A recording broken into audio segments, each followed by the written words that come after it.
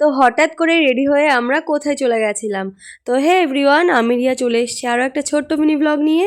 তো বাবা হঠাৎই দুপুরে ফোন করে বলল তুই আর বোন রেডি হয়ে চলে আয়, আজকে আমরা যাব ফ্রিজ কিনতে। তো আমরা তো শুনে অবাক হয়ে গেছি। তো ভালোও লাগছিল, কারণ বাড়িতে যেই ফ্রিজটা ছিল ওটা খারাপ হয়ে গেছে, নতুন একটা ফ্রিজের খুব প্রয়োজন ছিল। তো এই যে দেখো আমি বাবা বোন যাচ্ছি। তো এই যে ভ্যানের ওপরে আমাদের ফ্রিজ নেওয়া হয়ে গেছে। ফ্রিজ কেনার সময় ভিডিও ক্লিপগুলো আমি নিতে পারিনি। তো ফ্রিজ কেনার পরে আমরা চলে গেছিলাম একটা ক্যাফেতে, ওখান থেকে কফি টফি খেয়ে আমরা বাড়ির দিকে চলে গেছিলাম।